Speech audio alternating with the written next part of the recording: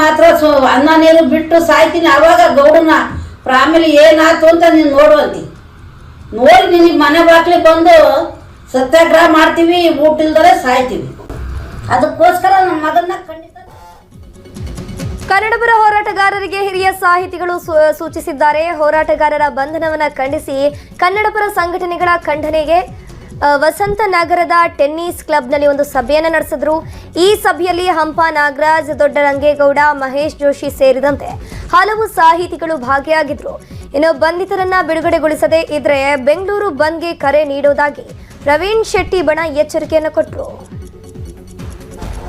ಈ ಬಂಧನಕ್ಕಾದಂತ ಕಾರ್ಯಕರ್ತರನ್ನ ಬಿಟ್ಟಿಲ್ಲ ಅಂದ್ರೆ ವಾಟಾಳ್ ನಾಗರಾಜ್, ಸಾರಾ ಗೋವಿಂದ್ ಮತ್ತೆಲ್ಲ ಹೋರಾಟಗಾರರು ಒಟ್ಟಿಗೆ ಸಭೆಯನ್ನ ಕರೆದು ಬೆಂಗಳೂರು ಬಂದ್ಗೆ ಕರೆಯನ್ನ ಕೊಡುವಂತ ಕಾಲ ಸನ್ನಿಹಿತ ಆಗುತ್ತೆ ಅನ್ನೋ ಎಚ್ಚರಿಕೆಯನ್ನ ಸರ್ಕಾರಕ್ಕೆ ಕೊಡ್ತಾ ಇದ್ದೀವಿ. ಇದೇ ರೀತಿ ಎಲ್ಲ ಗಡುವನ್ನ ನಾವು ಚರ್ಚೆ ಮಾಡ್ತೀವಿ. ಅದನ್ನ ಬೆಂಗಳೂರು ಕನ್ನಡಪರ ಹೋರಾಟಗಾರರನ್ನ ಬಂಧಿಸಿ ನ್ಯಾಯಾಂಗ ಬಂಧನಕ್ಕೆ ಕೊಟ್ಟಿದ್ದಕ್ಕೆ ಕೇಂದ್ರ ಸಚಿವ ಪ್ರಹ್ಲಾದ್ ಜೋಶಿ ಕಿಡಿಕಾರಿದ್ದಾರೆ.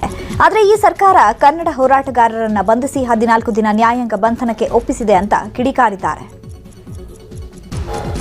ಮಾಡುವಂತಹ ರಾಜ್ಯ ಕಾಂಗ್ರೆಸ್ ಪಾರ್ಟಿಯ ಬಗ್ಗೆ ನೀತಿ ಬಹಳ ಸ್ಪಷ್ಟವಾಗಿ ಕಾಣ್ತಾ ಇದೆ. 1000 ಪಟ್ಟು ದೊಡ್ಡ ಪ್ರಮಾಣದಲ್ಲಿ ಹಿಂಸೆಯನ್ನು ಮಾಡಿದ್ದ ಕೆಜೆಹಳ್ಳಿ, ಡಿಜೆಹಳ್ಳಿ, ಹುಬ್ಬಳ್ಳಿಯ ಓಲ್ಡ್ ಹುಬ್ಬಳ್ಳಿ ಪೊಲೀಸ್ ಸ್ಟೇಷನ್ ಮೇಲೆ ಅಟ್ಯಾಕ್ ಮಾಡಿದಾಗ ಆ ಕೇಸುಗಳನ್ನು ತೆಗಿಲಿಕ್ಕೆ ಶಿಫಾರಸು ಮಾಡುವಂಥ ರಾಜ್ಯದ ಸರ್ಕಾರ ಅವರು ತಪ್ಪು ಮಾಡಿದರೆ ಕೇಸ್ ಹಾಕಿದ್ದಾರೆ, ಅದಕ್ಕೂ ಒಂದು ಹಂತಕ್ಕೆ ಓಕೆ ಅಂತಂದರೂ ಕೂಡ ದ್ವೇಷದ ಕಾರಣದಿಂದ 14 ದಿವಸಗಳ ಕಾಲ ನ್ಯಾಯಾಂಗ ಬಂಧನಕ್ಕೆ ಒಪ್ಪಿಸಿರುವುದು ಇದು ಸರಿಯಲ್ಲ.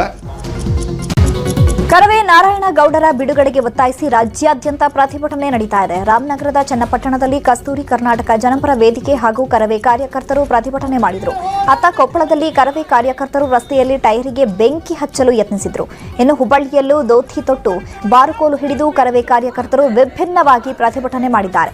ಧಾರವಾಡ, ಗದಗ, ದಾವಣಗೆರೆ ಹಾಗೂ ಹಾವೇರಿಯಲ್ಲೂ ನಾರಾಯಣಗೌಡರನ್ನ ಬಿಡುಗಡೆ ಮಾಡುವಂತೆ ಆಗ್ರಹಿಸಿದ್ದಾರೆ.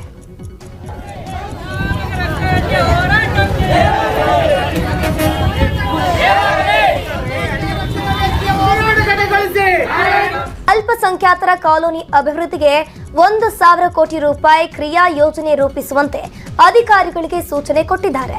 ಅಲ್ಪಸಂಖ್ಯಾತರ ಕಲ್ಯಾಣ ಹಾಗೂ ವಸತಿ ಇಲಾಖೆಗಳ ಪ್ರಗತಿ ಪರಿಶೀಲನೆ ನಡೆಸಿದ ಸಿದ್ದರಾಮಯ್ಯ ಅಲ್ಪಸಂಖ್ಯಾತರ ಕಾಲೋನಿ ಅಭಿವೃದ್ಧಿಗೆ 1,000 ಕೋಟಿ ರೂಪಾಯಿ ಕ್ರಿಯಾ ಯೋಜನೆ ರೂಪಿಸಬೇಕು.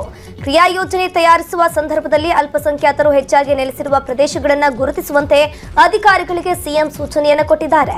ಇನ್ನು ಅಲ್ಪಸಂಖ್ಯಾತ ವಿದ್ಯಾರ್ಥಿಗಳಿಗೆ ಕೇಂದ್ರ ಸರ್ಕಾರ ನೀಡುತ್ತಿದ್ದ ವಿದ್ಯಾರ್ಥಿ ವೇತನ ಸ್ಥಗಿತಗೊಂಡಿರುವ ಹಿನ್ನೆಲೆಯಲ್ಲಿ ರಾಜ್ಯ ಸರ್ಕಾರವೇ ಇದನ್ನು ಭರಿಸಲು ತೀರ್ಮಾನಿಸಿದ್ದು 6.4 ಲಕ್ಷ ವಿದ್ಯಾರ್ಥಿಗಳಿಗೆ ವಿದ್ಯಾರ್ಥಿ ವೇತನ ಬಿಡುಗಡೆಗೆ ಸಿದ್ಧವಾಗಿದೆ.